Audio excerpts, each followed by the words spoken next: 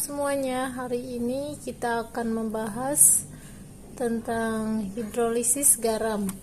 Apa itu hidrolisis dan bagaimana perhitungan pH-nya dan kelompok-kelompoknya. Simak terus videonya. Dan jangan lupa untuk subscribe channel ini dan like video ini. Langsung saja kita ke hidrolisis garam. Apa itu hidrolisis garam? Jika dilihat dari katanya, ada hidrolisis dan garam. Hidrolisis adalah berasal dari dua kata, ada hidro dan lisis. Hidro artinya air dan lisis artinya penguraian. Nah, sedangkan di sini garam di sini adalah senyawa yang dihasilkan dari reaksi asam dan basa. Contohnya di sini ada basa NaOH direaksikan dengan HCl membentuk NaCl dan H2O. Nah, ini H2O-nya ini adalah garamnya. NaCl-nya adalah garamnya. Selanjutnya contoh yang kedua ada CH3COH dan NaOH membentuk CH3CONa dan H2O. Nah, ini adalah garamnya. Dan contoh selanjutnya NH4OH ditambah HCl membentuk NH4Cl dan H2O. Jadi hidrolisis adalah reaksi penguraian kation atau anion yang berasal dari garam oleh air. Nah, di sini contohnya. Selanjutnya, untuk garam-garam yang terhidrolisis, tadi kan sudah disebutkan bahwa garam itu adalah terbentuk dari reaksi asam dan basa. Jika dilihat dari penyusunnya, dari asam dan basanya, kita kelompokkan menjadi 4 kelompok.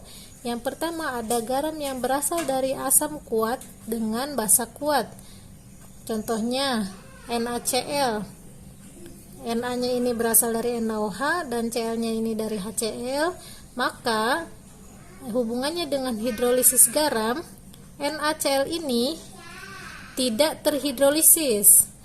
Nah, ini cirinya ya. Jadi jika disebutkan beberapa garam berikut ini yang tidak terhidrolisis adalah kita pilih garam yang berasal dari asam dan basa kuat dengan pH kisaran 7.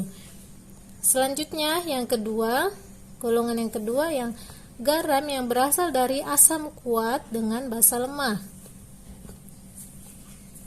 Garam-garam yang bisa terhidrolisis adalah yang berasal dari spesies yang lemah. Jadi bisa dari asam lemah maupun basa lemah. Jadi jika garam itu berasal dari asam kuat dan basa lemah, maka yang terhidrolisis hanya sebagian atau terjadi hidrolisis parsial.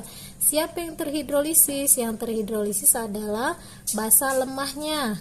Nah, jika kita di sini NH4 plus NH4Cl. Nah, ini kan NH4 plusnya dari basa lemahnya dan Cl adalah dari asam kuatnya.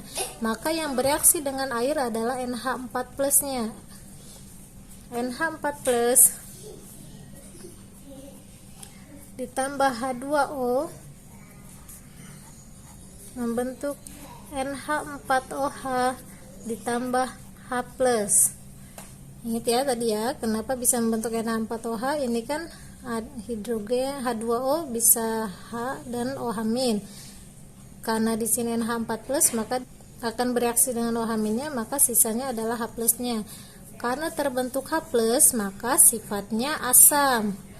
Karena asam, oleh karena itu pH-nya akan kurang dari 7. Nah, disinilah kenapa pH-nya kurang dari 7, karena seperti ini akan muncul H+ ketika NH4 plusnya yang berasal dari basa lemah bereaksi dengan H2O.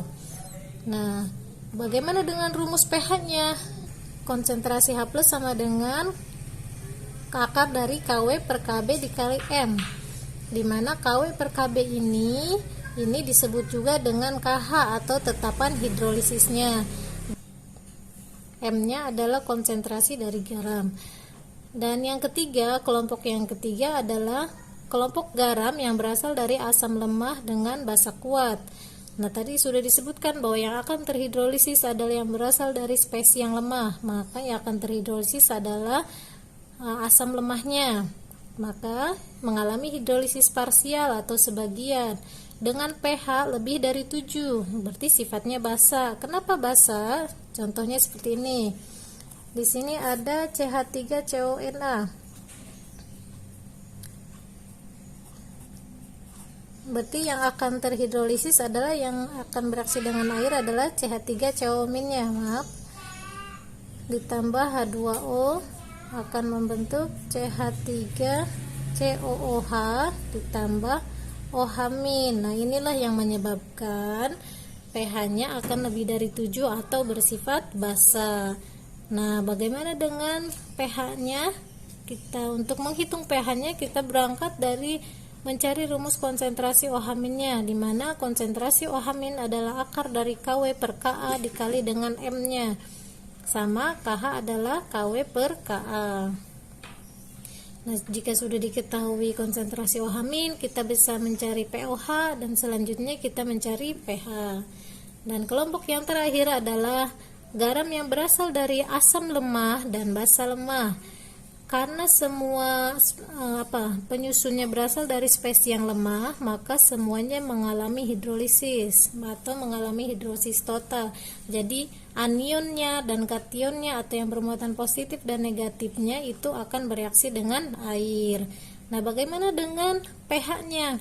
pH-nya menyesuaikan dengan nilai dari Ka dan Kb-nya. Jika Ka lebih dari nilai Kb, maka sifatnya akan asam larutannya dengan pH. Jika asam pasti kurang dari 7. Dan jika Ka sama dengan Kb, maka akan bersifat netral. Dan jika Ka kurang dari Kb, maka akan bersifat basa dengan pH lebih dari 7. Demikian penjelasan tentang hidrolisis kali ini. Jika ada yang mau ditanyakan, silakan tulis di kolom komentar. Terima kasih sudah menonton. Jangan lupa untuk subscribe channel ini dan like video ini. Terima kasih.